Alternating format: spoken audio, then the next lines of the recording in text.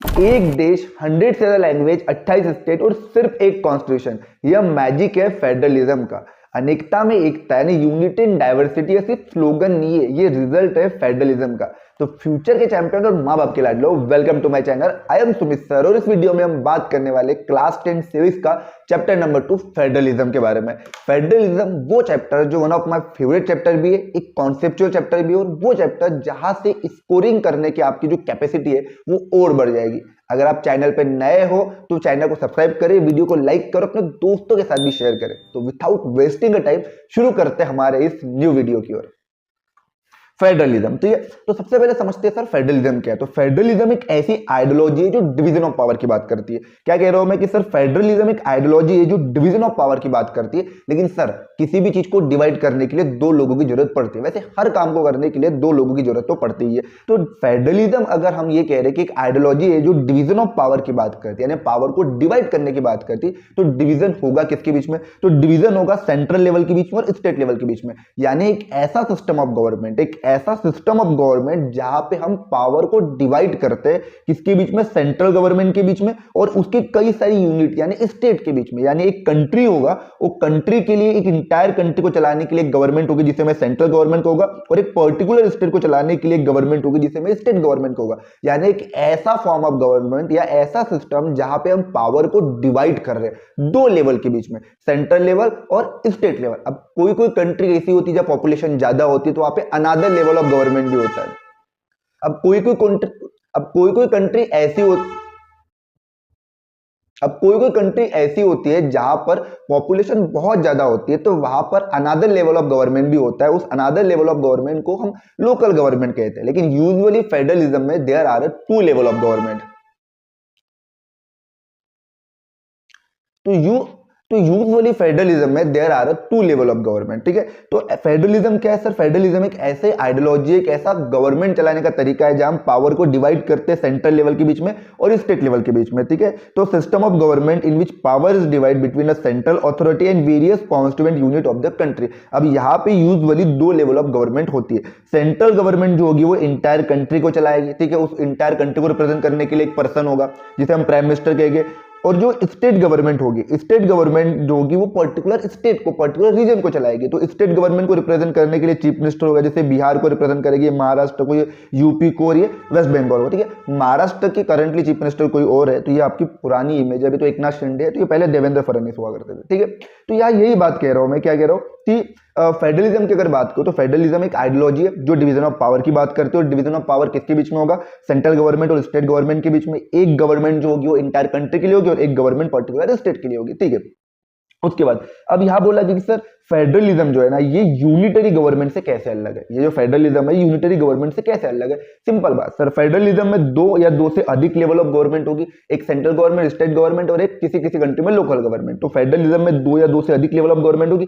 Unitary जो government होगी, word से समझो यहाँ पे सिर्फ एक लेवल ऑफ गवर्नमेंट होगी। और अगर कोई दूसरी लेवल ऑफ गवर्नमेंट होगी भी ना, अगर कोई सबऑर्डिनेट में होगी भी, तो सेंट्रल गवर्नमेंट के अंडर में काम करेगी। ठीक है, फेडरलिज्म में दो लेवल ऑफ गवर्नमेंट होगी, दोनों लेवल ऑफ गवर्नमेंट इंडिपेंडेंट होगी। लेकिन यूनिटरी गवर्नमेंट में कोई इंडिपेंडेंसी नहीं होती स्टेट गवर्नमेंट की। इंटायर कंट्री को एक सेंट्रल गवर्नमेंट भी चलाएगी। अगर स्टेट गवर्नमेंट होगी तो ये स्टेट गवर्नमेंट सेंट्रल के अंडर में काम करेगी। ठीक है, तो ये डिफरेंस है फेडरलिज्म के बीच में और यूनिटरी गवर्नमेंट के बीच में। उसके अलावा sir features of federalism, federalism के क्या फीचर्स है सर? पहला फीचर्स तो मैंने आपको बता दिया कि सर पहला फीचर्स की यहाँ पे दो और दो से अधिक लेवल ऑफ गवर्नमेंट होगी।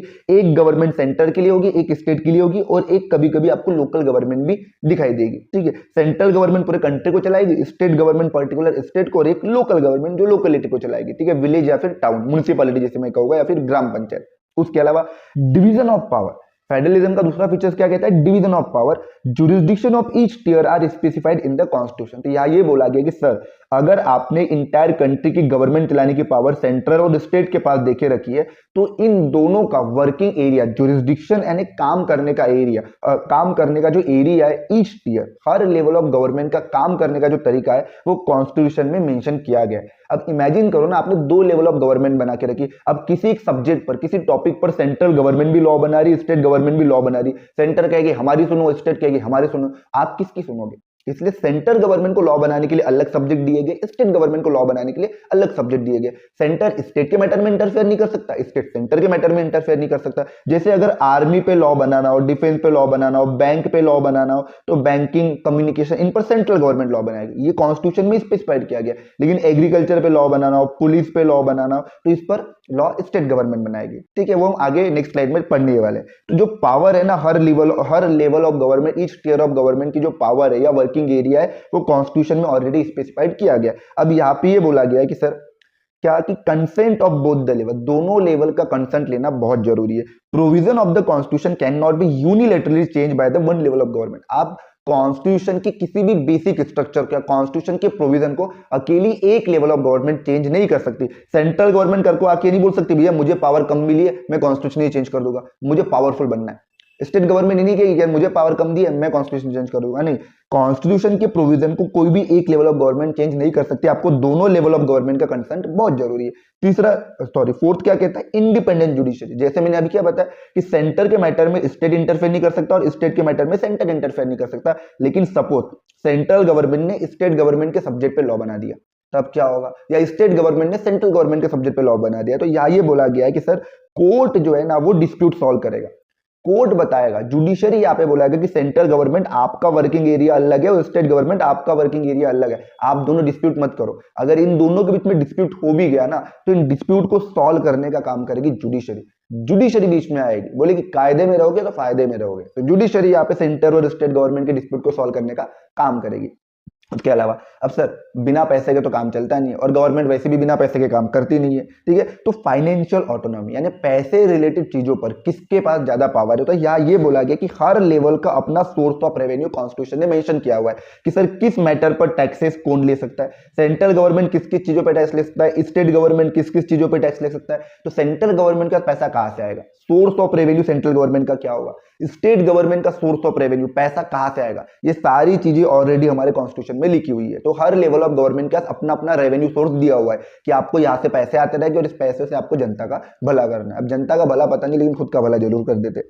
ऑब्जेक्टिव ऑफ फेडरल सिस्टम, अब सर आपने एक कंट्री को डिवाइड किया है दो लेवल ऑफ गवर्नमेंट में, सेंटर, स्टेट या कई कई लोकल, तो ये सर ये ऑब्जेक्टिव क्या ऑब्जेक्टिव ऑफ फेडरल सिस्टम, कई बार एग्जाम में पूछा जाता है कि what was the objective of federal system. तो फेडरल सिस्टम का ऑब्जेक्टिव क्या है, तो पहली चीज यूनिटी प्रमोट करना। क्या प्रमोट करना, यूनिटी एंड सेफगार्ड को प्रमोट करना। हमें यूनिटी, सभी लोगों को एक साथ बांध के रखना है, साथ में रखना है, और जो रीजनल डाइवर्सिटी उसको अकोमोडेट करना है, साथ में रखना है। जो हमारे अलग अलग डाइवर्सिटी है, चाहे वो रिलीजन के बेसिस पे, कास्ट के बेसिस पे, जेंडर के बेसिस पे, इन डाइवर्सिटीज एंड डिफरेंसेस को हम आपस में साथ मिलकर रख सके। अगर हम एक लैंग्वेज के बेसिस पे पंजाब को नहीं बनाएंगे, गुजरात के बेसिस पे गुजराती के बेसिस पे गुजरात को नहीं बनाएंगे, तो ये जो आपस में जो लैंग्वेज के बेसिस पे जो डिफरेंसेस है आपस में लड़ने लग जाएंगे। जैसे श्रीलंका में हुआ था, श्रीलंका में सिर्फ सिनाला को राइट दिया था, तमिल को राइट नहीं दिया था, सिविल राइट हो गया था। हम चाहते हैं हमारे देश में यूनिटी हो और ये जो आपस में जो डिफरेंसेस है ये इसको हम साथ में रख सके, इसलिए पावर शेयर की गई है हर लेवल ऑफ गवर्नमेंट। भैया आप अपना अपना एरिया खुद ही चला लो, ठीक है। तो ये फेडरलिज्म के कुछ फीचर्स थे। उसके बाद अब सर फेडरल सिस्टम्स के टाइप क्या है, कितने टाइप्स के फेडरल सिस्टम हो सकते हैं, टाइप्स ऑफ फेडरल सिस्टम, कि सर फेडरल सिस्टम किस किस टाइप के हो सकते हैं। तो यहाँ पे बोला गया एक एक कमिंग टुगेदर फेडरलिज्म और एक थे holding together federation. Coming together federation and holding together federation है क्या, टाइप्स ऑफ फेडरल सिस्टम। दो तरह का फेडरल सिस्टम हो सकता है, coming together and holding together. देखो वर्ड से ही किसी भी चीज को समझने की कोशिश किया करो। कमिंग टुगेदर मतलब आपस में साथ आना, होल्डिंग टुगेदर मतलब आप पकड़ के रख रहे हो किसी चीज को, ठीक है, पकड़ के रखना, समझ में आता है ना, हाथ पकड़ के रखो, ठीक है, अपना, ठीक है। तो coming together federation and holding together federation. तो कमिंग टुगेदर की बात करें तो छोटे छोटे जो इंडिपेंडेंट स्टेट है, एक छोटा स्टेट ये, एक छोटा स्टेट ये, ऐसे छोटे छोटे स्टेट जो है ना आपस में, सपोज देखो एक ये स्टेट हो गया, एक ये हो गया, एक सी हो गया, एक डी हो गया, ऐसे छोटे छोटे इंडिपेंडेंट स्टेट आपस में साथ आकर एक बड़ा यूनिट बनाते हैं। क्या बनाते हैं, एक बड़ा यूनिट बनाते हैं। तो यहाँ बोला कि independent state come together to form a bigger country. ऐसा क्यों, ताकि वो अपनी आइडेंटिटी को बचा सके, सोवरेनिटी को बचा सके और साथ ही साथ उनकी सिक्योरिटी बच सके करके। छोटा सा कोई देश होगा, कोई भी आके उस पर अटैक कर देगा, कहते हैं ना एक लकड़ी को तो, लड़की नहीं था लकड़ी, ठीक है, तो एक लकड़ी को कोई भी तोड़ सकता है, लेकिन लकड़ी के बंडल को तोड़ना मुश्किल होता है, बचपन में आपने पढ़ा होगा कभी ना कभी, ठीक है। तो इंडिपेंडेंट स्टेट जो है, छोटे छोटे स्टेट आपस में साथ आकर एक बड़ा कंट्री बनाते हैं। और बड़े कंट्री में जो होते हैं ना, हर स्टेट को इक्वल इक्वल पावर दी जाती है। अब ये छोटे छोटे स्टेट आपस में साथ आकर एक बिग कंट्री को बनाते हैं, इसलिए बनाते ताकि उनकी सिक्योरिटी बच रह सके करके, अपनी सिक्योरिटी को मेंटेन करने के लिए, अपने आप को बचाने के लिए, अपनी आइडेंटिटी को बचाने के लिए ये लोग आपस में साथ आकर एक बड़ा सा, यानी छोटे छोटे स्टेट आपस में साथ आकर एक बड़ा स्टेट बना रहे हैं, ठीक है। और यहाँ पे हर स्टेट के पास एक जैसी पावर होगी। तो इसका एग्जाम्पल होगा यूएसए, ऑस्ट्रिया एंड स्विट्जरलैंड।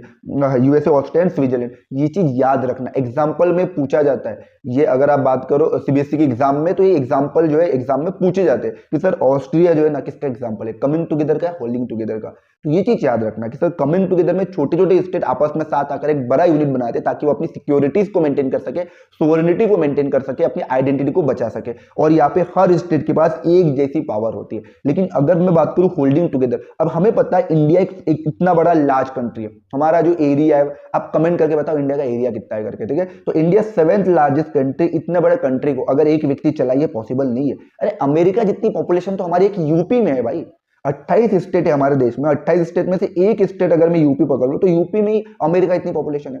तो ऐसे हमारे देश में 28 स्टेट है। तो इतने बड़े लार्जली पॉपुलेटेड कंट्री को एक लेवल ऑफ गवर्नमेंट चलाना आसान नहीं है। तो यहाँ पे एक बड़ा सा कंट्री क्या करता है, अपनी पावर को डिवाइड कर देता है। एक लार्ज कंट्री जो है ना अपनी पावर को डिवाइड कर देता है अलग अलग स्टेट में। जैसे इंडिया ने क्या किया, आपने देखा होगा पहले इंडिया में कुछ 12 स्टेट थे, फिर 14 थे, फिर 20 हुए, फिर 24 हुए, फिर 28 हुए, फिर 29 हुए थे, फिर 28 हुए। तो इंडिया क्या कर रहा है, एक लार्ज कंट्री क्या करता है, अपनी पावर को डिवाइड कर देता है अलग अलग स्टेट में। अब यहाँ पे जो होती है ना, ये होल्डिंग टुगेदर फेडरेशन में, होल्ड मतलब एक लार्ज कंट्री है, ये अपने आपस में अपनी अपनी पावर को डिवाइड कर रहा है अलग अलग स्टेट में। तो यहाँ पे जो सेंट्रल गवर्नमेंट होती है वो थोड़ी बहुत पावरफुल होती है। और कुछ स्टेट ऐसे होते हैं, सम स्टेट ऐसे होते हैं जिनको स्पेशल स्टेटस दिया जाता है, उन स्टेट में अलग फैसिलिटीज होती है, यानी हर स्टेट के पास एक जैसी पावर नहीं होती। जैसे यहाँ पे हर स्टेट के पास इक्वल पावर है, लेकिन होल्डिंग टुगेदर फेडरेशन में कुछ स्टेट ऐसे होते हैं जिन्हें स्पेशल स्टेटस दिया जाता है, उन्हें स्पेशल फैसिलिटी दी जाती है। और इस होल्डिंग टुगेदर फेडरेशन में सेंट्रल गवर्नमेंट जो होती है ना लिटिल बिट मोर पावरफुल होती है। अब कैसे होती है मैं आगे आपको बताऊंगा, ठीक है। तो इसका एग्जांपल आएगा, जैसा हमारा एसबीआई ऐड करके रख देना इसको, एसबीआई, ठीक है। स्पेन, बेल्जियम और इंडिया, स्पेन, बेल्जियम और इंडिया, इस तरीके से आप याद कर लेना। तो होल्डिंग टुगेदर क्या होता है, बच्चे अक्सर इसमें कंफ्यूज होते हैं। होल्डिंग टुगेदर मतलब एक लार्ज कंट्री अपने आप को डिवाइड कर रहा है अलग अलग स्टेट में, और उन स्टेट को पावर दे रहा है। क्योंकि वो खुद पावर दे रहा है इसलिए मोस्ट ऑफ द पावर अपने पास रखेगा, इसलिए सेंट्रल गवर्नमेंट यहाँ पे पावरफुल होती है, ठीक है। और कुछ स्टेट ऐसे होते हैं जिनके पास स्पेशल स्टेटस होते हैं, हर स्टेट के इक्वल पावर नहीं होती। लेकिन कमिंग टुगेदर में क्या होता है, इंडिपेंडेंट स्टेट हो गए, आपस में साथ आके एक बड़ा कंट्री बना रहे। अब यहाँ पे ऐसी क्या चीजें जो इंडिया को एक फेडरल कंट्री बनाती है, what make India a federal country. देखो एक चीज आपको बता दूं, आर्टिकल 1 जो है ना इंडियन कॉन्स्टिट्यूशन का, वो इंडिया को कहता है India as a union of state. India क्या है, यूनियन है, ग्रुप है, किसका यूनियन है, स्टेट्स का। और कितने स्टेट है, 28। यानी इंडियन कॉन्स्टिट्यूशन में कहीं पर भी ये वर्ड लिखा नहीं है कि India is a federal country. Indian constitution में कहीं पर ये वर्ड नहीं लिखा हुआ है कि India is a federal country, कहीं लिखा नहीं है। इंडियन कॉन्स्टिट्यूशन का जो आर्टिकल 1 है ना, वो ये कहता है कि इंडिया जो है ना यूनियन ऑफ स्टेट है। तो यहाँ क्या बोला है कि constitution declare India as a union of state. Indian constitution ने इंडिया को यूनियन ऑफ स्टेट बताया गया कि हर स्टेट, ऐसे कई सारे स्टेट है, ऐसे 28 स्टेट का एक यूनियन, एक ग्रुप है, इसे यूनियन ऑफ स्टेट कहा गया इंडिया को। हमारे कॉन्स्टिट्यूशन ने एक फेडरेशन, ये वर्ड यूज ही नहीं किया गया। फिर हम इंडिया को फेडरल कंट्री क्यों कहते हैं, क्योंकि ये जो यूनियन ऑफ स्टेट है वो फेडरलिज्म के प्रिंसिपल पे चलता है। किसके प्रिंसिपल पे चलता है, फेडरलिज्म। और फेडरलिज्म का प्रिंसिपल क्या कहता है, फेडरलिज्म का प्रिंसिपल कहता है डिवीजन ऑफ पावर। क्या कहता है, डिवीजन ऑफ पावर। तो फेडरलिज्म का प्रिंसिपल कहता है डिवीजन ऑफ पावर। तो बेसिकली हम फेडरलिज्म के प्रिंसिपल को फॉलो कर रहे हैं। और फेडरलिज्म का प्रिंसिपल क्या कहता है, डिवीजन ऑफ पावर। तो मैं क्या कह रहा हूं कि इंडियन कॉन्स्टिट्यूशन ने कहीं पर भी ये वर्ड मेंशन नहीं किया कि इंडिया एक फेडरल कंट्री है। हमारे कॉन्स्टिट्यूशन ने कहा कि India as a union of state. India क्या है, यूनियन ऑफ स्टेट है। It does not use the word federation. The Indian union is based on the principle of federalism. अब यहां पे बोला गया है, अब sir legislative power, Indian constitution ने क्या किया है, जो लॉ मेकिंग पावर है, लेजिस्लेटिव मतलब लॉ मेकिंग पावर को ना हर लेवल ऑफ गवर्नमेंट में डिवाइड करके रखी हुई है। और इसको 3-fold डिस्ट्रीब्यूशन भी कहते हैं, 3-fold डिस्ट्रीब्यूशन। तो इंडियन गवर्नमेंट ने, इंडियन कॉन्स्टिट्यूशन ने हर लेवल ऑफ गवर्नमेंट की लॉ मेकिंग पावर को 3 पार्ट में डिवाइड किया गया। एक है यूनियन लिस्ट, एक होती है स्टेट लिस्ट, और आगे हम पढ़ेंगे कॉन्करेंट लिस्ट। यूनियन लिस्ट क्या कहती है, वर्ड से ही समझ जाओ, ऐसी लिस्ट जिस लिस्ट में आने वाले सब्जेक्ट पर सिर्फ यूनियन गवर्नमेंट लॉ बना सकती है, यानी सेंट्रल गवर्नमेंट लॉ बना सकती है। तो यूनियन लिस्ट में जो सब्जेक्ट होगी वो नेशनल इंपॉर्टेंस के लिए हो गया, देश के इंपॉर्टेंस के लिए। जैसे करेंसी क्या आ गई, करेंसी हो गया, रेलवे हो गया, फॉरेन अफेयर्स हो गया, डिफेंस हो गया, इन पर लॉ कौन बना सकता है, इन पर लॉ सिर्फ और सिर्फ। आपने कभी देखा है कि गुजरात की आर्मी है, छत्तीसगढ़ की आर्मी है, मध्य प्रदेश की आर्मी नहीं, आपने देखा होगा Indian army, Indian navy, Indian air force. तो ये जो डिफेंस है, फॉरेन अफेयर्स है, करेंसी, आपने देखा गुजरात के अपने नोट्स है, गुजरात के नोट पर सरदार वल्लभ भाई पटेल की फोटो छप रही है, महाराष्ट्र के नोट्स पर करेंसी पर छत्रपति शिवाजी महाराज की फोटो है, ठीक है, राजस्थान के नोट्स पर किसी और की फोटो होगी, कलकत्ता के वेस्ट बंगाल के पोर्ट जो नोट्स होगी, करेंसी होगी, वेस्ट बंगाल की करेंसी पर सुभाष चंद्र बोस की फोटो होगी। ऐसा देखा आपने? नहीं, हर स्टेट की अपनी अपनी करेंसी नहीं है, करेंसी केवल एक है पूरे देश के लिए। तो जो पूरे इंटायर देश के लिए जो सब्जेक्ट इंपॉर्टेंस है, नेशनल के लिए, नेशंस के लिए जो सब्जेक्ट इंपॉर्टेंस है, उसको लॉ सिर्फ और सिर्फ यूनियन गवर्नमेंट बनाती है। आपने देखा होगा हर स्टेट की अपनी अपनी पुलिस है, गुजरात के पास अपनी पुलिस है, महाराष्ट्र के पास अपनी पुलिस है, मध्य प्रदेश की पुलिस की टी शर्ट पे या शर्ट पे नाम लिखा होगा मध्य प्रदेश पुलिस, गोवा की पुलिस पे लिखा होगा गोवा पुलिस। तो पुलिस एक ऐसा सब्जेक्ट है जो हर स्टेट जिस पे लॉ बना सकती है, हर स्टेट की अपनी अपनी पुलिस होगी। तो मैं यही कह रहा हूं कि सर सब्जेक्ट जो है ना हर लिस्ट में अलग अलग तरीके से डिवाइड किए गए, ठीक है। तो यूनियन लिस्ट मतलब ऐसे सब्जेक्ट, इस लिस्ट में आने वाले वो सब्जेक्ट जो नेशंस के लिए इंपॉर्टेंट है, देश के लिए इंपॉर्टेंट है, जैसे defence, foreign affair, currency, railway, और इस पर सिर्फ यूनियन गवर्नमेंट ही लॉ बना सकती है, ठीक है।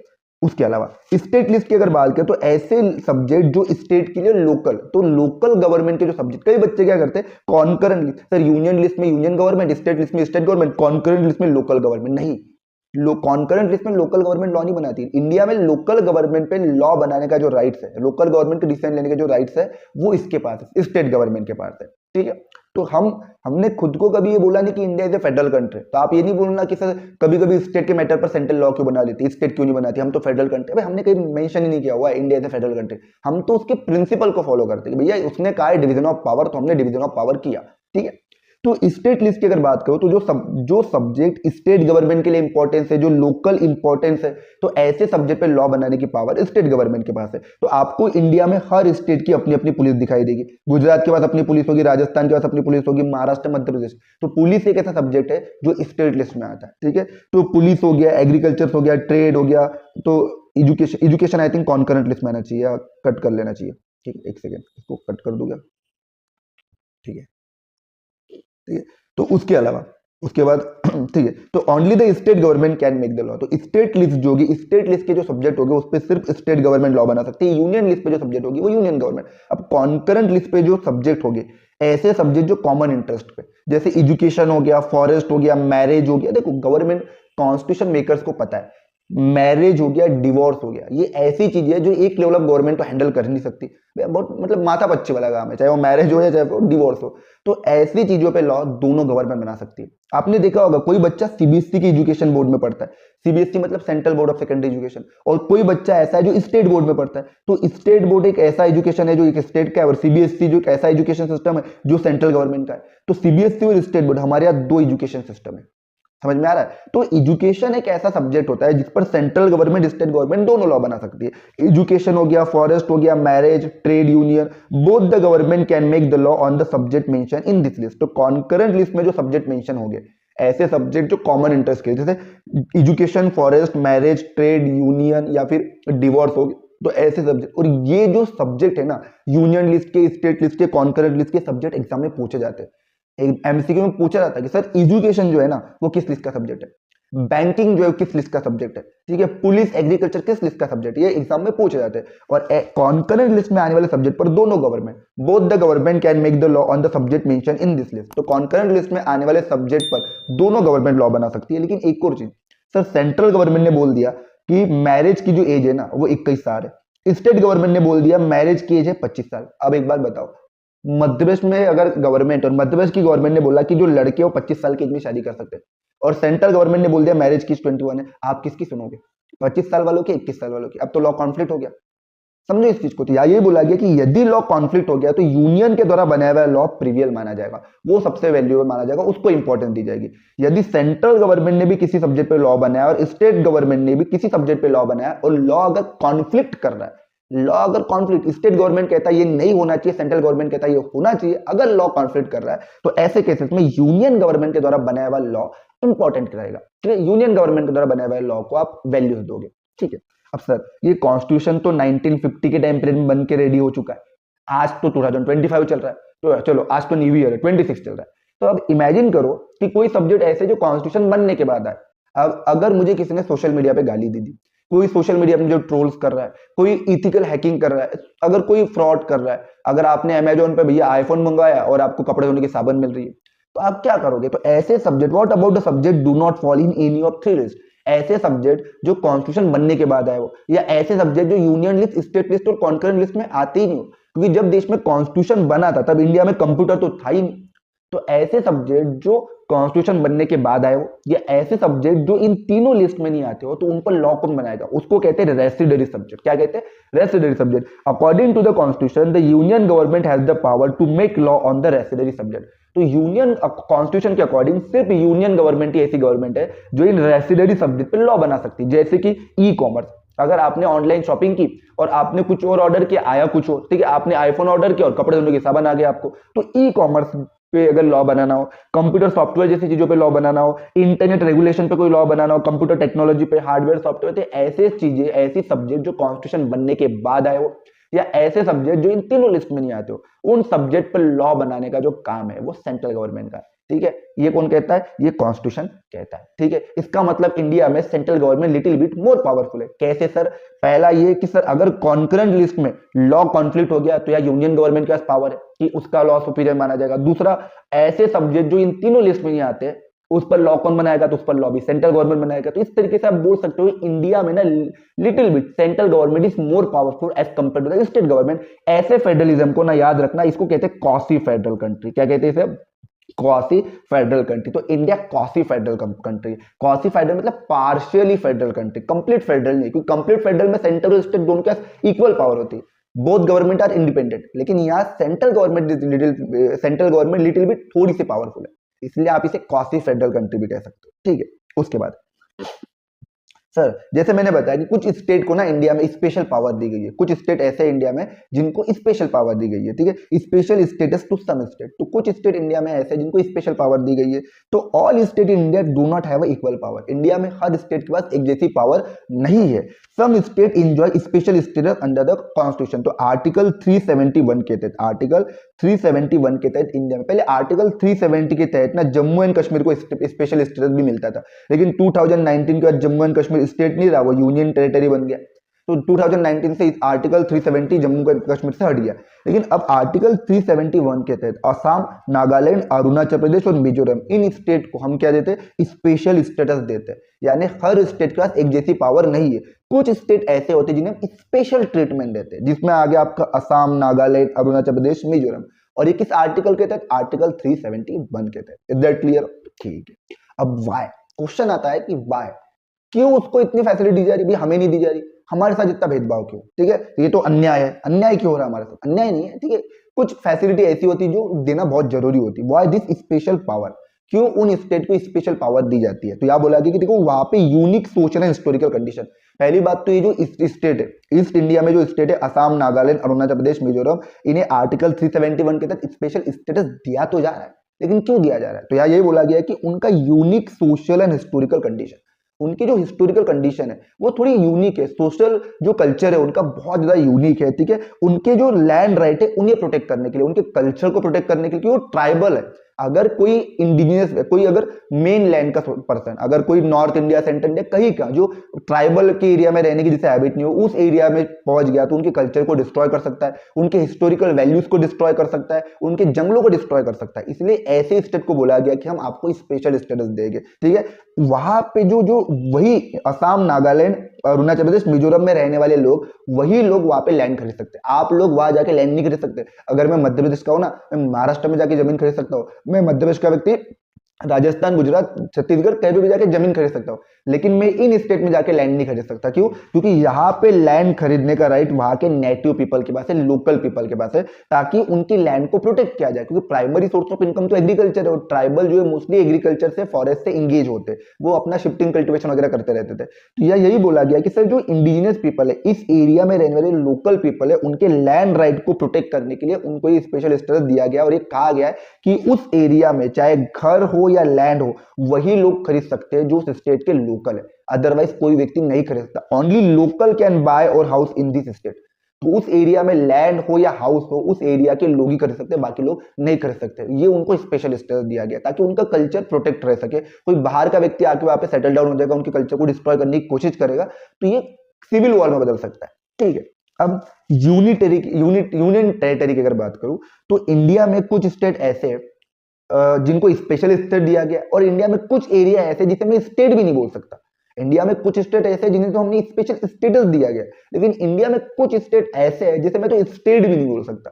तो इंडिया में इनको कहते हैं यूनियन टेरिटरी। क्या कहते हैं इसे हम? Union territory. ठीक है, तो some area of Indian union which enjoy very limited power. तो मैंने क्या बताया, इंडिया क्या है? Union of state. Union of state. इसी यूनियन ऑफ स्टेट में इंडिया में कुछ एरिया ऐसे जिसके पास बहुत लिमिटेड पावर है।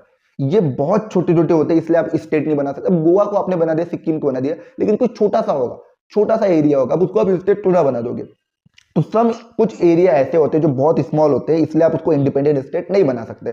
To small to become an independent state, could not be merge with the existing state. और साथ ही साथ इतने छोटे होने के कारण वहां पे उस एरिया के लोगों का कल्चर अलग होगा, वैल्यूज अलग होगी, तो उन्हें किसी दूसरे स्टेट में मर्ज भी नहीं कर सकते। अब इमेजिन करो, जब पहले गुजरात और महाराष्ट्र एक ही स्टेट हुआ करता था, एक बॉम्बे प्रोविंस हुआ करता था। अब गुजरात के लोगों का कल्चर अलग है, अब महाराष्ट्र के लोगों का कल्चर अलग है, तो कल्चर अलग है, लैंग्वेज अलग है, इसलिए आपको उसे सेपरेट करना पड़ा।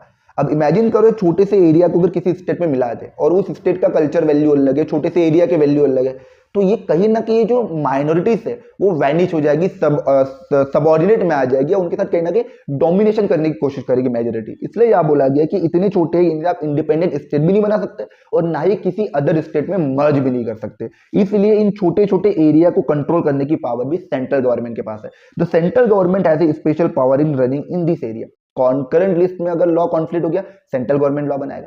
रेसिडेंट सब्जेक्ट पे लॉ बनाना हो, सेंट्रल गवर्नमेंट बनाएगा। और छोटे छोटे जो एरिया है उनको अगर चलाना हो, उसे भी कौन चलाएगा? सेंट्रल गवर्नमेंट चलाएगा। इसलिए इन एरिया को सेंट्रल गवर्नमेंट चलाती है, यूनियन गवर्नमेंट चलाती है। इसलिए इन एरिया को हम यूनियन टेरिटरी कहते हैं। क्या कहते हैं? स्टेट तो बोल नहीं सकते क्योंकि बहुत छोटे हैं, और इतने छोटे हैं कि हम उसको किसी स्टेट के साथ मर्ज भी नहीं कर सकते। इसलिए इन छोटे छोटे एरिया को चलाने की स्पेशल पावर है सेंट्रल गवर्नमेंट के पास। ठीक है, इसलिए इन एरिया को हम कहते हैं यूनियन। जैसे चंडीगढ़, पंजाब और हरियाणा कैपिटल है चंडीगढ़, लक्षद्वीप हो गया, अंडमान निकोबार आइलैंड हो गया, दिल्ली हो गया, दमन एंड दीव हो गया, तो इन्हें हम कहेंगे यूनियन टेरिटरी। इन्हें हम क्या कहेंगे? Union territory. तो इंडिया में करंटली 8 यूनियन टेरिटरीज है। इंडिया में there are currently 8 union territory, और इन 8 यूनियन टेरिटरी में 3 यूनियन टेरिटरी ऐसी है, दिल्ली, पुडुचेरी, जम्मू कश्मीर, जहां लेजिस्लेटिव असेंबली है, जहां पे लोग इलेक्शन में वोट देकर अपना चीफ मिनिस्टर इलेक्ट करते हैं। लेजिस्लेटिव असेंबली, जैसे दिल्ली के चीफ मिनिस्टर पहले ये हुआ करते थे, अरविंद केजरीवाल, अभी कोई और है। तो उसी तरीके से इंडिया में करंटली 8 यूनियन टेरिटरी है, और इन 8 यूनियन टेरिटरी में 3 यूनियन टेरिटरी ऐसी है जहां पर लेजिस्लेटिव असेंबली है। Is that clear? ठीक है, अब उसके बाद देखो, अब क्या है ना कि हर लेवल ऑफ गवर्नमेंट की जो पावर शेयर की गई है, कॉन्स्टिट्यूशन का एक बेसिक स्ट्रक्चर है। ठीक है, the sharing of power between the both level of government, दोनों लेवल ऑफ गवर्नमेंट जो पावर शेयर की गई है, ये कॉन्स्टिट्यूशन का बेसिक स्ट्रक्चर है। और अकेली कोई भी गवर्नमेंट, मैंने अभी बताया, अकेली कोई भी गवर्नमेंट इस प्रोविजन को चेंज नहीं कर सकता। Parliament can not on its own change this arrangement. Parliament अकेली इस अरेंजमेंट को चेंज नहीं कर सकती। तो इसको चेंज करने की क्या रूल है? तो यही बोला गया है कि सर एनी चेंज, अगर आप कॉन्स्टिट्यूशन के बेसिक स्ट्रक्चर को, क्योंकि sharing of power, 2 level of government में पावर शेयर ना, सेंट्रल गवर्नमेंट और स्टेट गवर्नमेंट, तो शेयरिंग ऑफ पावर जो हम जिसे मैं फेडरलिज्म कहता हूं, ये कॉन्स्टिट्यूशन का एक बेसिक स्ट्रक्चर है। अगर आप इसको इस अरेंजमेंट को चेंज करना चाहते हो ना, तो यहां बोला गया कि अगर आप कोई भी चेंजेस करना चाहते हो तो पहले आपको दोनों हाउस, पार्लियामेंट में कितने हाउस है? 2 हाउस, लोकसभा और राज्यसभा, तो दोनों हाउस में आपको ये पास करना पड़ेगा, लॉ पास करना पड़ेगा 2/3 मेजोरिटी के साथ। तो any changes it has to be first pass by both the house of parliament with at least 2/3 majority. अगर आपको कुछ भी चेंजेस करना हो अरेंजमेंट में, ये जो 2 पावर शेयरिंग के अरेंजमेंट में कुछ भी चेंजेस करना हो, तो आपको पहले बिल पास करना पड़ेगा पार्लियामेंट के दोनों हाउस में, और वो पास होना चाहिए 2/3 मेजोरिटी के साथ, यानी 66.66% लोगों ने अप्रूवल देना चाहिए।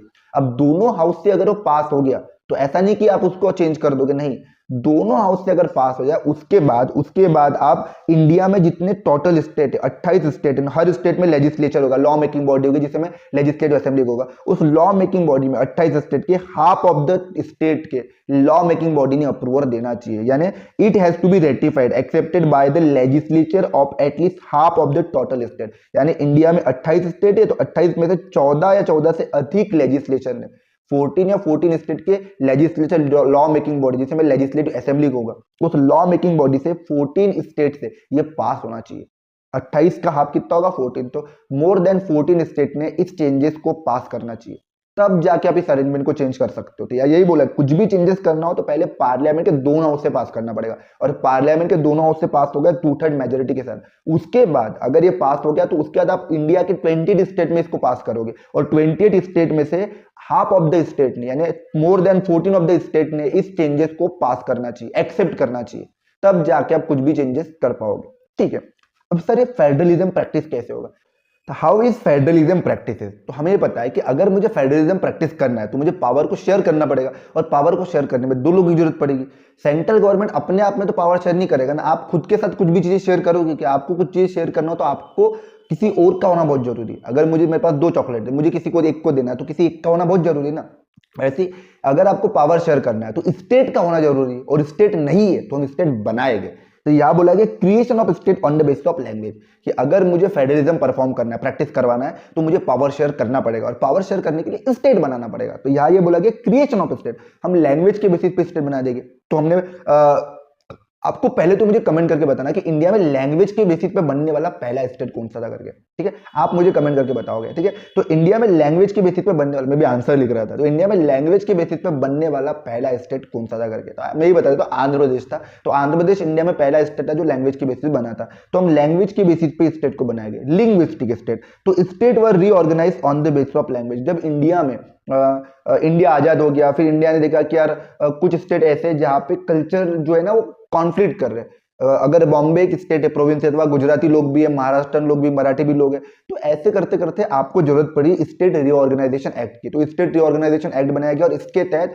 लैंग्वेज के बेसिस पे हमने स्टेट को बनाना चालू कर दिया। तो स्टेट वर रीऑर्गेनाइज, स्टेट को वापस से रीऑर्गेनाइज किया गया, किसके बेसिस पे? लैंग्वेज के बेसिस पे, ताकि हम क्या कर सके? यूनिटी को प्रमोट कर सके, हम आपस में हर कोई साथ में जुड़ा रह सके। ये तभी जुड़े रह पाओगे जब आप उसको भी पावर शेयर करोगे। तो यूनिटी को प्रमोट करने के लिए, कॉन्फ्लिक्ट को रिड्यूस करने के लिए श्रीलंका में क्या किया गया था? श्रीलंका में सारी पावर सिन्हाला ने रख ली थी, तमिल को पावर ही नहीं दी गई, इसलिए दोनों आपस में लड़ रहे थे। इसी सिविल वॉर को रोकने के लिए, इसी कॉन्फ्लिक्ट को रिड्यूस करने के लिए हमने बोला नहीं, हम हर किसी को पावर देंगे।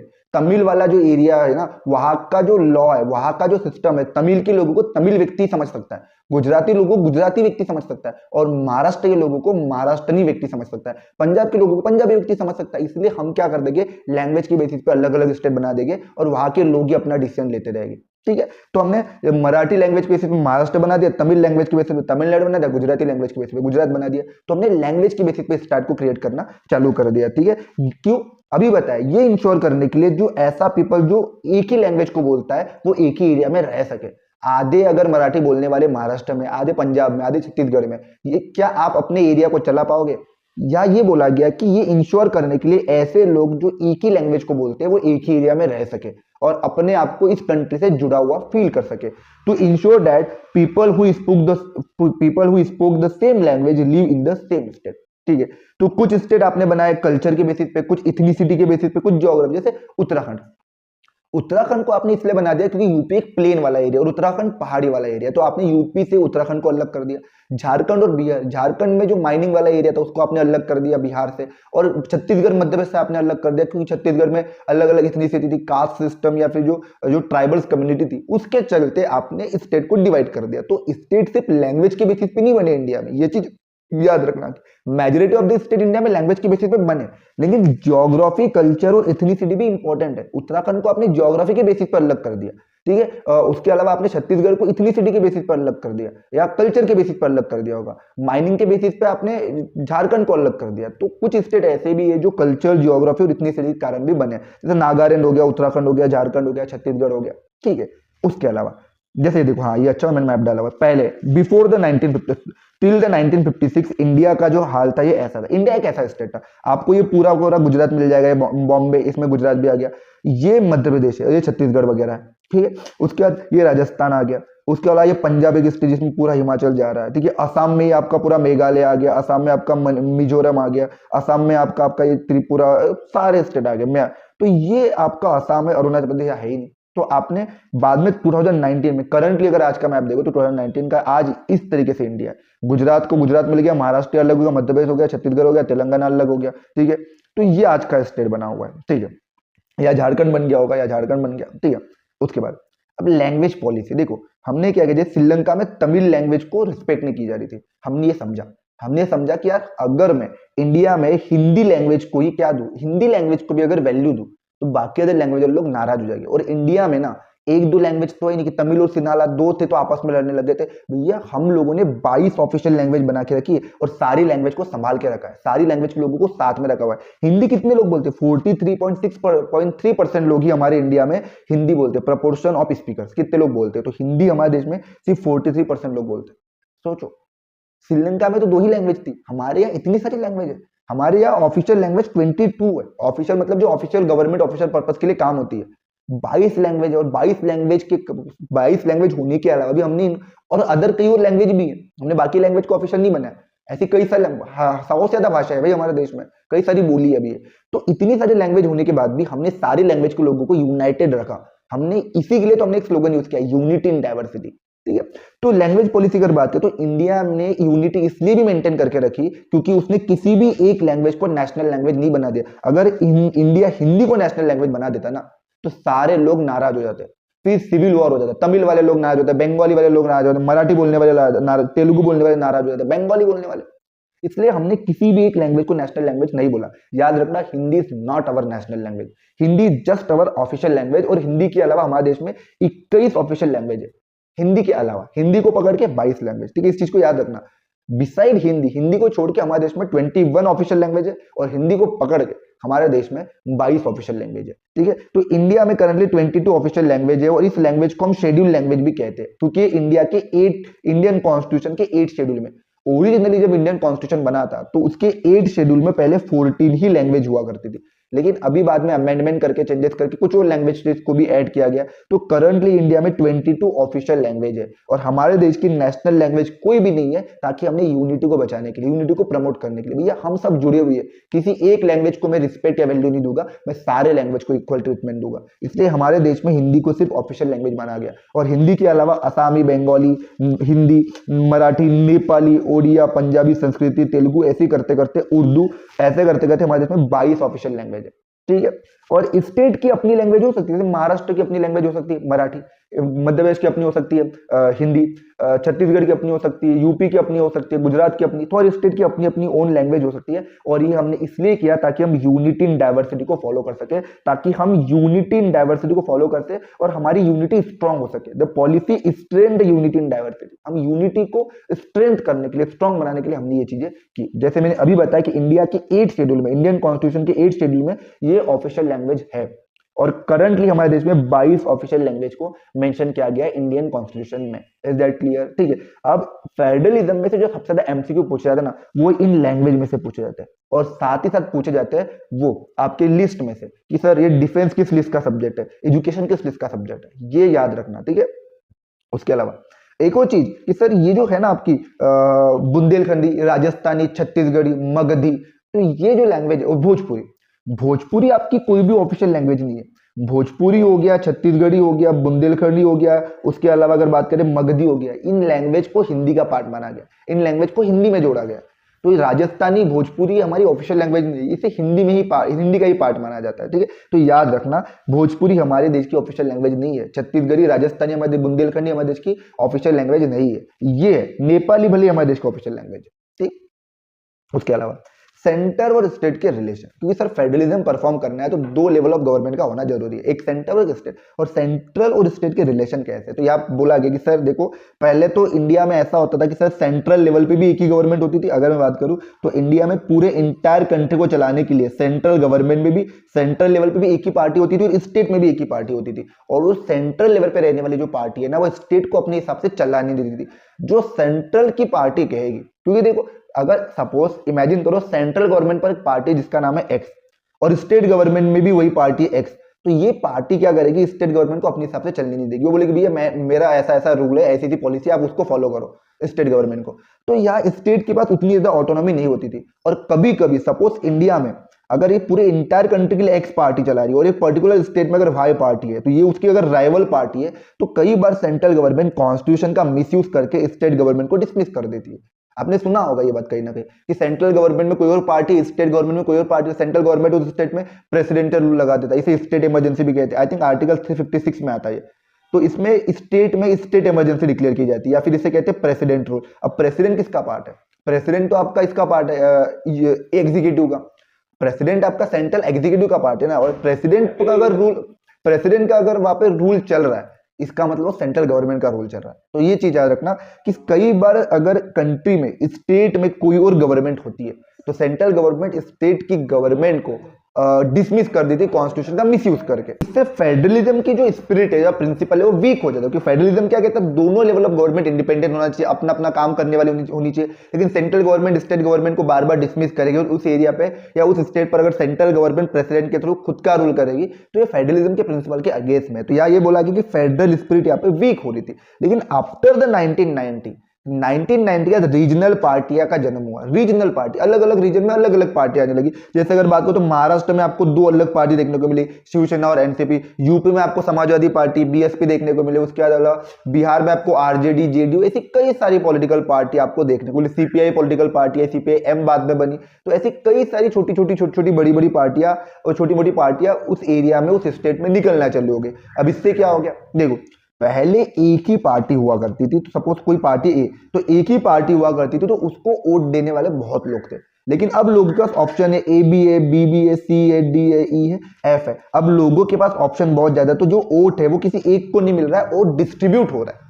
पहले सारे के सारे वोट एक ही पार्टी लेती थी, लेकिन अब वोट जो है ना वो डिस्ट्रीब्यूट हो रहा है। जब डिस्ट्रीब्यूट हो रहा है तो किसी एक पॉलिटिकल पार्टी का कंप्लीट मेजोरिटी नहीं आएगी। इसलिए आप बोला गया कि sir no single party get majority. If any political party fail to secure a majority, then तब क्या होगा, देन टू और more than two political party come together and form a government. तो इस फॉर्म ऑफ गवर्नमेंट को मैं coalition government कहता हूं। यानी हमारे देश में गवर्नमेंट बनाने के लिए चाहिए मेजोरिटी 272 नंबर, और एक भी अगर पॉलिटिकल पार्टी को 272 यानी मेजोरिटी नहीं मिली, तब दो या दो से अधिक political party, more than two या दो से अधिक पॉलिटिकल पार्टी आपस में साथ आती है और साथ मिलकर क्या बनाती है, गवर्नमेंट। और इस गवर्नमेंट को कोलिशन गवर्नमेंट। सपोज एक पार्टी है, उसको 200 सीटें मिली, एक को मिली 50, एक को मिली 30, एक को मिली 20, ऐसे करते करते ये सारी पार्टी आपस में साथ आकर इन्होंने 300 नंबर जोड़ लिया। आपको चाहिए था 272, इन्होंने जोड़ लिया 300। तो ऐसी कई सारी पार्टियों से मिलकर जो गवर्नमेंट बनती है, इसको कहती है कोलिशन गवर्नमेंट। अब क्योंकि उसमें हर पार्टी जुड़ी हुई है, तो आप किसी भी पार्टी की जो गवर्नमेंट होगी स्टेट में, आप उसको धमका नहीं सकते हो। क्यों? क्योंकि अगर आपने यूपी में किसी गवर्नमेंट को अगर मान के थ्रेट देने की कोशिश करे, तो यूपी में जो गवर्नमेंट जिस पार्टी की चल रही है वह सेंट्रल गवर्नमेंट से सपोर्ट छीन लेगी। तो इस तरीके से यहाँ पे आपको रीजनल पार्टी का जब अलायंस बनाना पड़ा, तो यहाँ फेडरलिज्म स्ट्रांग हो गया और स्टेट अपने पावर को यूज कर पा रहा है। ठीक है, अब उसके अलावा डिसेंट्रलाइजेशन, लास्ट टॉपिक कि सर एक है सेंट्रल गवर्नमेंट, एक है स्टेट गवर्नमेंट, लेकिन एक और गवर्नमेंट जो है लोकल गवर्नमेंट। क्या है? Local government. तो यहाँ पे एक वर्ड यूज किया गया डिसेंट्रलाइजेशन। तो यहाँ पे एक वर्ड यूज किया गया डिसेंट्रलाइजेशन। डिसेंट्रलाइजेशन मतलब क्या है कि सर ट्रांसफर ऑफ पावर, जब मैं पावर को ट्रांसफर करता हूं कहां से, central government, when power is taken away, जब मैं सेंट्रल गवर्नमेंट और स्टेट गवर्नमेंट से पावर लेकर किसी और लेवल ऑफ गवर्नमेंट को ट्रांसफर करता हूं, इसे हम कहते हैं decentralisation. When power is taken away from central government and state government and given to the local government, तो इसे मैं कहता हूं डिसेंट्रलाइजेशन। यानी जब मैं सेंट्रल गवर्नमेंट और स्टेट गवर्नमेंट से पावर लेकर किसी एक दूसरे लेवल ऑफ गवर्नमेंट को पावर ट्रांसफर करता हूं, इसका नाम होगा लोकल गवर्नमेंट। क्यों सर?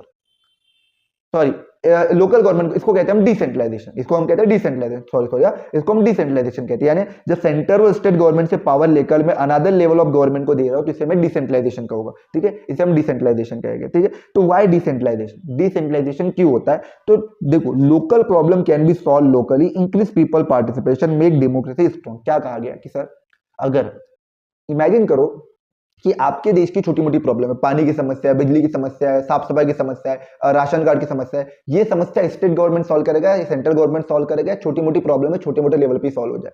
अगर स्टेट गवर्नमेंट पानी की समस्या, नाली साफ करना ये नहीं करना है, लाइट लगे या नहीं लगे, बिजली आ रही या नहीं आ रही, राशन कार्ड बना या नहीं बना, स्टेट गवर्नमेंट अगर ये प्रॉब्लम सॉल्व करने लग जाए, तो मेन इश्यूज कहीं ना कहीं डाइवर्ट हो जाएंगे या पीछे रह जाएंगे। इसलिए छोटी मोटी प्रॉब्लम को, लोकल प्रॉब्लम को लोकलिटी पर ही सॉल्व किया जाए, इसलिए आपने थर्ड लेवल ऑफ गवर्नमेंट बनाया और उसको पावर दी। इस कॉन्सेप्ट को मैं डिसेंट्रलाइजेशन कहता हूं। तो लोकल प्रॉब्लम लोकली सॉल्व हो जाए, लोगों का पार्टिसिपेशन बढ़े और इससे डेमोक्रेसी स्ट्रांग हो, इसलिए आपने डिसेंट्रलाइजेशन लाया। डिसेंट्रलाइजेशन का लाने का मतलब क्या था, आपने लोकल गवर्नमेंट को पावर क्यों दे रहे हो, पावर इसलिए दे रहे हो ताकि छोटी मोटी प्रॉब्लम को मैं ग्राउंड लेवल पर सॉल्व कर दूं, ताकि सेंट्रल गवर्नमेंट और स्टेट गवर्नमेंट का बर्डन कम हो जाए। इससे लोगों का पार्टिसिपेशन बढ़ेगा, लोग लोकल गवर्नमेंट में पार्टिसिपेट करेंगे, और जब लोगों का पार्टिसिपेशन बढ़ेगा तो इससे डेमोक्रेसी और ज्यादा स्ट्रांग हो जाएगी। लेकिन इतना ईजी नहीं होता, कहना सिर्फ बात है, ईजी बहुत डिफिकल्ट होता है। क्यों डिफिकल्ट होता है, क्योंकि देखो आपने बोल दिया कि sir local government, Indian constitution में आर्टिकल 40 में पंचायत की बात की गई है कि स्टेट का काम है, आपको हर गांव में पंचायत होना चाहिए। अभी कंपलसरी था नहीं, अब कंपलसरी था नहीं, आपने बोला मुझे कि सर इसको पैसे दे देना, अब मेरी मर्जी मैं दूं या ना दूं। उसी तरीके से कॉन्स्टिट्यूशन में आर्टिकल 40 में लिखा हुआ है कि हर स्टेट की जिम्मेदारी की वो क्या करे, स्टेट गवर्नमेंट की जिम्मेदारी की वो गांव गांव में पंचायत बनाए। अब वो कहीं ना कहीं कंपलसरी था नहीं स्टेट के लिए, इसलिए चैलेंजेस ये था कि जो लोकल गवर्नमेंट थी ना इंडिया में जो लोकल गवर्नमेंट थी वो डायरेक्टली स्टेट गवर्नमेंट के कंट्रोल में थी।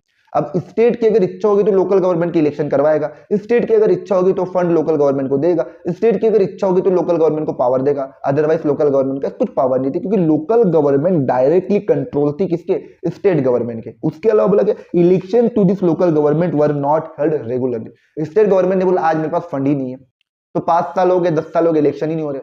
जबकि बेसिक रूल क्या है हमारे इंडियन कॉन्स्टिट्यूशन का कि भैया एक रेगुलर इंटरवल पर यानी 5 साल बाद हमारे देश में इलेक्शन होना चाहिए। अब स्टेट गवर्नमेंट बोलेगी मेरी मर्जी, करना है करूंगा, नहीं तो नहीं करूंगा, ठीक है। तो इलेक्शन जो थे लोकल गवर्नमेंट के रेगुलरली नहीं कंडक्ट हो पा रहे थे। उसके अलावा लोकल गवर्नमेंट के पास कोई पावर नहीं थी, कोई रिसोर्सेस नहीं, आपने पंचायत बना दी, आपने लोकल गवर्नमेंट बना दिया, लेकिन वो पंचायत और लोकल गवर्नमेंट को चलाने के लिए पैसा और पावर भी तो होना चाहिए, वो था ही नहीं उसके पास। आपने नाम की लोकल गवर्नमेंट बना के रख दी, तो लोकल गवर्नमेंट के पास ना तो कोई पावर थी ना रिसोर्सेस थी, ठीक है। इसलिए आप बोल सकते हो कि बहुत ही कम डिसेंट्रलाइजेशन था या बहुत ही कम पावर थी लोकल गवर्नमेंट के पास। लेकिन एक मेजर स्टेप लिया गया था डिसेंट्रलाइजेशन को स्ट्रांग बनाने के लिए 1992 में कॉन्स्टिट्यूशन में अमेंडमेंट किया गया था, ताकि आप इंडिया में जो डेमोक्रेसी चलती है उसमें जो थर्ड टियर है यानी लोकल गवर्नमेंट को आपको पावरफुल और इफेक्टिव बनाने के लिए, इंडिया में लोकल गवर्नमेंट को पावरफुल और इफेक्टिव बनाने के लिए जो इंडियन डेमोक्रेसी का थर्ड टियर भी जिसे मैं कहूँगा, थर्ड लेवल भी बोलूंगा, तो ये थर्ड लेवल ऑफ गवर्नमेंट यानी लोकल गवर्नमेंट को पावरफुल और इफेक्टिव बनाने के लिए कॉन्स्टिट्यूशन में अमेंडमेंट लाया गया था 1992 में। इसको 73 एंड 74 कॉन्स्टिट्यूशन अमेंडमेंट एक्ट भी कहते हैं। इसके तहत डिसेंट्रलाइजेशन को और ज्यादा स्ट्रॉन्ग और पावरफुल बनाया गया। पहले बहुत क्या था, लिटिल था, बहुत कम था, लेकिन बहुत कम मात्रा में डिसेंट्रलाइजेशन था, लेकिन अभी बहुत स्ट्रांगली डिसेंट्रलाइजेशन को लाया गया। क्या क्या किया गया, तो यह बोला गया पहले लोकल बॉडी के इलेक्शन को कंपलसरी करवा दिया। यहाँ क्या था, लोकल बॉडी गवर्नमेंट के जो इलेक्शन थे वो कंपलसरी नहीं हो पा रहे थे, हर दिन नहीं हो पा रहे थे, लेकिन अब क्या बोला गया, तो mandatory to hold regular election to local body, तो लोकल बॉडी के लिए इलेक्शन को अब कंडक्ट करना ही कंपलसरी करवा दिया गया, पहले नहीं होता था। उसके अलावा reserve seat for schedule caste, schedule tribe and other backward caste, तो ओबीसी, एसटी और एसटी के लिए जो सीट होगी, एग्जीक्यूटिव हेड की जो सीट होगी ना, एग्जीक्यूटिव हेड की जो सीट होगी वो रिजर्व कर दी, ठीक है। उसके अलावा 1/3 seat should be reserve for women. India में जितनी भी लोकल गवर्नमेंट होगी उस लोकल गवर्नमेंट में 1/3 सीट आपको वीमेन के लिए रिजर्व करना है। सपोज किसी पंचायत में 100 सीट है तो आपको 33.3% सीट विमेन के लिए रिजर्व करना पड़ेगा, ठीक है। तो आपने कई बार देखो किसी गांव में, आपने पंचायत वेब सीरीज देखी ना, वहां पे जो सरपंच थे वो प्रधान जी तो नाम के थे, लेकिन एक्चुअली में जो प्रधान थी वो कौन थे, लेडीज थी, वो थी, लेकिन काम जो है वो करते कौन है, काम आदमी ही करते। तो इसलिए आप बोला कि 1/3 सीट जो है विमेन के लिए रिजर्व करना चाहिए और होना चाहिए। अब 1/3 सीट विमेन के लिए रिजर्व तो कर तो दी है, विमेन इलेक्ट भी हो जाएगी, लेकिन काम तो आदमी ही करते, ठीक है। तो इसको थोड़ा चेंज करना होगा ये। उसके अलावा और एक और चीज कि सर स्टेट में इलेक्शन हो नहीं रहे थे, तो स्टेट के इलेक्शन को करवाने के लिए एक बॉडी बनाई गई थी जिसका नाम था state election commission to conduct the local body election. याद रखना इंडिया में जो एक मेन इलेक्शन कमीशन है ना, चीफ इलेक्शन कमीशन या इलेक्शन कमीशनर, तो ये इलेक्शन कमीशन इंडिया में हर तरह के इलेक्शन कंडक्ट करवाता है। चाहे आपका प्रेसिडेंट, इलेक्शन कमीशन के ऊपर अगर आपको प्रॉपर वीडियो देखना है तो मैंने लिंक नीचे डिस्क्रिप्शन में डाल दिया, तो आपको या तो स्क्रीन पे आपको वीडियो दिख रहा होगा, तो इस वीडियो को आप चेक कर सकते हो। इस पे डिटेल मैंने इलेक्शन कमीशन के ऊपर वीडियो बना के रखा हुआ है, ठीक है।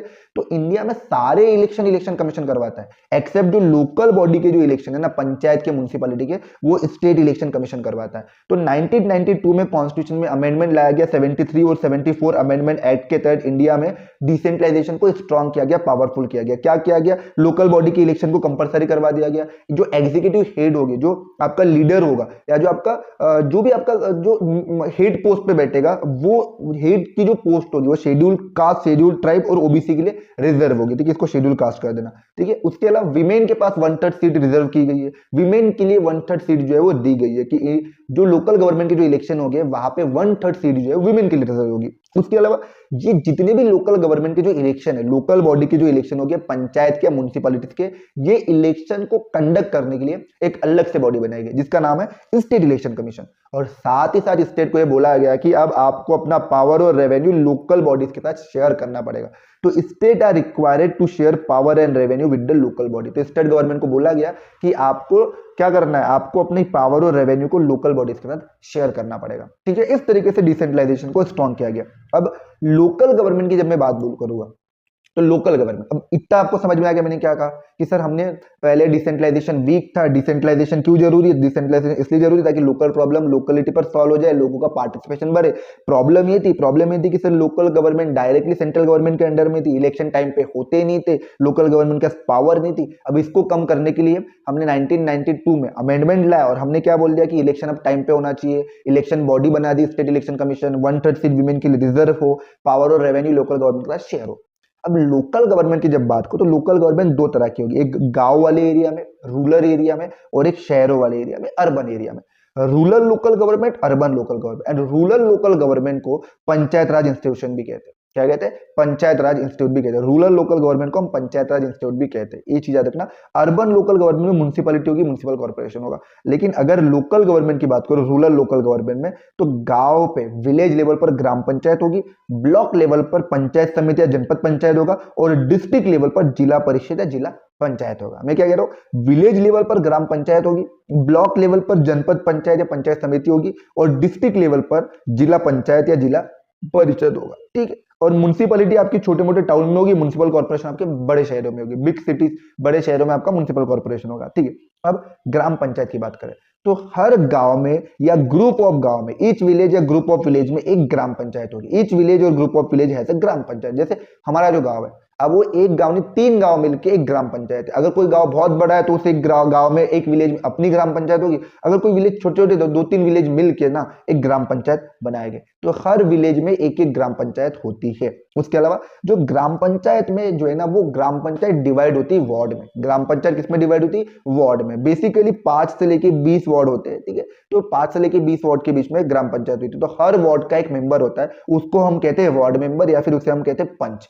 अब जितना बड़ा ग्राम पंचायत होगा उतने ज्यादा वार्ड मेंबर हो गए, पंच हो गए। अब छोटा सा ग्राम पंचायत है तो 5 या 7 वार्ड या 10 वार्ड मेंबर हो गए, बड़ा है तो 18-20 वार्ड मेंबर हो गए। तो ग्राम पंचायत में वार्ड मेंबर कितने हो गए, पंच कितने हो गए, ये डिसाइड करती है आपके ग्राम पंचायत में पॉपुलेशन कितनी है करके। ठीक है, तो ग्राम पंचायत की अगर बात करो तो हर विलेज में या ग्रुप ऑफ विलेज में ग्राम पंचायत होगी। ग्राम पंचायत के जो मेंबर्स हो गए, इलेक्टेड मेंबर, उन्हें में वार्ड मेंबर का हो गया, पंच का होगा। और इन वार्ड मेंबर का, ये जो एक वार्ड मेंबर हो गए, ठीक है, इन वार्ड मेंबर का जो हेड होगा इसे हम सरपंच कहेंगे। क्या कहेंगे? सरपंच कहेंगे। और ग्राम पंचायत जो है एडल्ट विलेजेस का डायरेक्टली इलेक्टेड बॉडी है। याद रखना, इंडिया में जो 18+ वोटर्स है ना गांव में, वो सारे 18+ वोटर गांव के डायरेक्टली इलेक्ट करते सरपंच को। जिसको इलेक्ट करते हैं डायरेक्टली, आप सरपंच को इलेक्ट करते हो। ठीक है, तो यहाँ directly elected by adult villager. उसके अलावा ये जो ग्राम पंचायत है विलेज की मेन डिसीजन मेकिंग बॉडी है।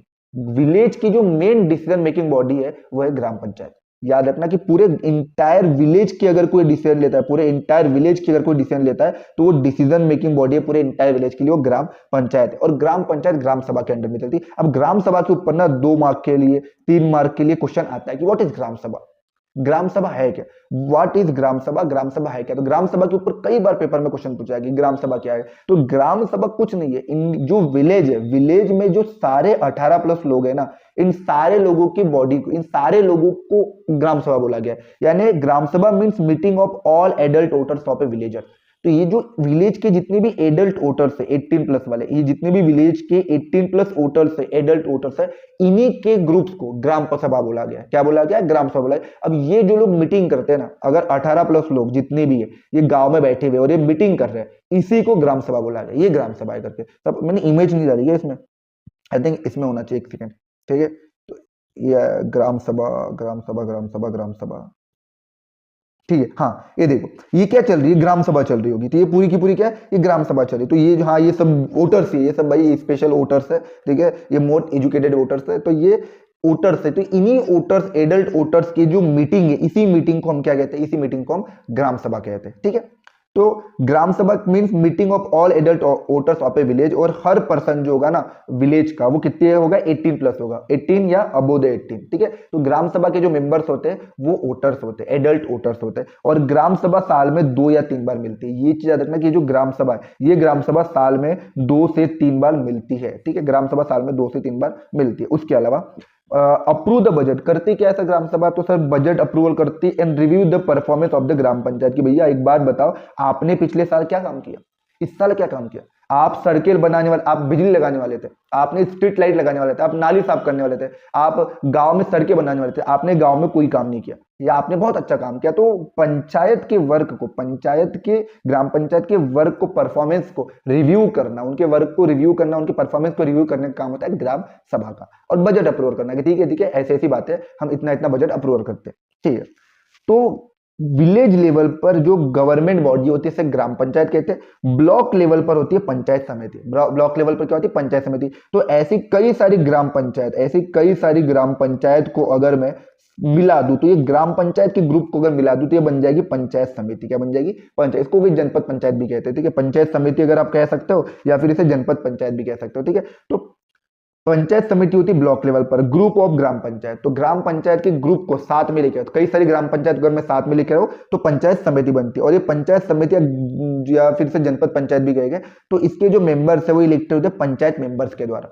तो जो आपके पूरे पंचायत समिति के जो वोटर्स हो गए वो इस पंचायत मेंबर्स को इलेक्ट करेंगे, और इन पंचायत के जो मेंबर्स हो गए, पंचायत समिति या पंचायत जनपद पंचायत इसके मेंबर्स हो गए, ये 15 मेंबर्स हो गए, या जो जितनी भी सपोज 25 मेंबर्स हो गए, ये अपने में से आपस में इलेक्ट करके किसी एक मेंबर्स को क्या बना देंगे पंचायत समिति का हेड बना देंगे। तो इन 25 या 15 जितने भी सपोज 11 मेंबर है, तो एक पंचायत समिति के 11 मेंबर जो पूरे इलेक्ट हुए, ये 11 में से कोई एक व्यक्ति अपने आप को क्या बना देगा, वो पंचायत समिति का प्रमुख बना देगा, मुखिया बना देगा, ठीक है। अब इसके कई सारे मेंबर्स होते हैं, बीडीओ वगैरह इसी के मेंबर्स होते हैं। उसके अलावा जिला परिषद, अब जिला परिषद या जिला पंचायत होता है डिस्ट्रिक्ट लेवल पर, जिला परिषद या जिला पंचायत होता है आपका डिस्ट्रिक्ट लेवल पर। तो जितनी भी ग्राम पंचायत है, ग्राम पंचायत आपस में साथ आएगी, पंचायत समिति बनेगी, और ऐसी कई सारी पंचायत समिति या मंडल को या जनपद पंचायत को अगर मैं साथ लेकर आऊंगा डिस्ट्रिक्ट में, तो ये बन जाएगी जिला परिषद। ऑल द पंचायत समिति या mandal in a district together constitute the zila parishad. तो जितनी भी पंचायत समिति है या जितनी भी आपकी मंडल है या जनपद पंचायत, ये आपस में साथ आकर क्या बनाएगी जिला परिषद या जिला पंचायत बनाएगी, ठीक है। तो मेजोरिटी मेंबर आर इलेक्टेड, जिला परिषद के मेंबर्स भी पीपल के द्वारा इलेक्टेड होते हैं, जिला परिषद या जिला पंचायत के मेंबर्स भी पीपल के द्वारा इलेक्टेड होते हैं। और उस डिस्ट्रिक्ट के जो एमपी हो गए, एमएलए हो गए, या and some other officers of district are also its member. याद रखना कि जिला परिषद या जिला पंचायत के मेंबर सिर्फ पीपल के द्वारा इलेक्टेड पंचायत वाले लोग ही नहीं होते, वो एमपी एमएलए भी होते हैं। अगर सपोज कोई डिस्ट्रिक्ट है छिंदवाड़ा, अगर एक कोई डिस्ट्रिक्ट है छिंदवाड़ा, तो छिंदवाड़ा डिस्ट्रिक्ट के जो एमएलए और एमपी हो गए ना, वो भी इस जिला परिषद के मेंबर्स हो गए। याद रखना कि MP MLA of the district and some other officers of the district also its member. और इसका जो चेयरपर्सन होता है पॉलिटिकल हेड होता है, यानी चेयरपर्सन की अगर बात करूं तो पॉलिटिकल हेड होता है, लेकिन इसका जो एग्जीक्यूटिव जो सीईओ होता है, सीईओ होता है, जो इसे एग्जीक्यूटिव कहेंगे, वो होता है। तो डीएम होता है, कई कई डिस्ट्रिक्ट में डीएम होता है, कई कई एरिया में आईएएस ऑफिसर या स्टेट यूपीएससी देने वाले जो ऑफिसर होते हैं आईएएस ऑफिसर होते हैं, कोई आपका कहीं पे डीएम भी बन जाता है, ठीक है। तो जो सीईओ होता है ना, जो जिला परिषद या पंचायत जनपद जिला परिषद या फिर जिला पंचायत, हाँ जिला परिषद जिला पंचायत, इनका जो सीईओ होता है, जो मेन पर्सन होता है, जो मेन एग्जीक्यूटिव होता है, वो कभी कभी डीएम भी होता है, या फिर कभी कभी कोई सीईओ अगर हो तो ठीक है, सीईओ अगर नहीं है तो डीएम भी सीईओ का रोल परफॉर्म करता है, वो जो बेसिकली एक आईएएस ऑफिसर होता है या फिर पीसीएस दिया हुआ कोई अधिकारी होता है, ठीक है। पॉलिटिकल हेड कौन होता है, वो चेयरपर्सन, जो इलेक्टेड व्यक्ति होगा, ठीक है। अब ये तो होगी आपकी रूरल एरिया में कि सर रूरल एरिया की अगर बात करो तो रूरल एरिया में 3 लेवल ऑफ गवर्नमेंट चलती है। एक विलेज लेवल पर ग्राम पंचायत, ब्लॉक लेवल पर जनपद पंचायत, डिस्ट्रिक्ट लेवल पर जिला पंचायत, ठीक है। उसके अलावा अर्बन लोकल गवर्नमेंट जो टाउन में चलती है, एक टाउन में म्युनिसिपैलिटी होगी और बड़े बड़े शहरों में, बिग शहर में म्युनिसिपल कॉर्पोरेशन होगा, ठीक है। तो जो आपकी म्युनिसिपैलिटीज होगी वो सेटअप होगी टाउन में, म्युनिसिपल कॉर्पोरेशन होगा बिग सिटीज में होगा, और ये जो म्युनिसिपल चेयरपर्सन होगा वो ये पॉलिटिकल हेड होगा। देखो पॉलिटिकल हेड समझता है क्या होता है, पॉलिटिकल हेड हमारे देश का कौन है, president, sorry prime minister. Prime minister हमारे देश का पॉलिटिकल हेड है, लेकिन प्रेसिडेंट जो है वो कॉन्स्टिट्यूशनल हेड है। हर आपको ऐसे मिलेगी। अगर आप बात करो ग्राम पंचायत, तो ग्राम पंचायत में जो आपका कहीं ना कहीं एक हेड होता है सरपंच, लेकिन उसके साथ सेक्रेटरी भी होता है, सचिव जिसे मैं कहूंगा। उसी तरीके से डिस्ट्रिक्ट लेवल पे अगर बात करूं तो डिस्ट्रिक्ट लेवल पे जो चेयरपर्सन होगा वो पॉलिटिकल हेड होगा, जिसे आप जिला पंचायत अध्यक्ष भी कहोगे, जिला पंचायत अध्यक्ष, जिला परिषद अध्यक्ष भी कहोगे। लेकिन एक होता है सीओ, ठीक है, जिला परिषद सीओ।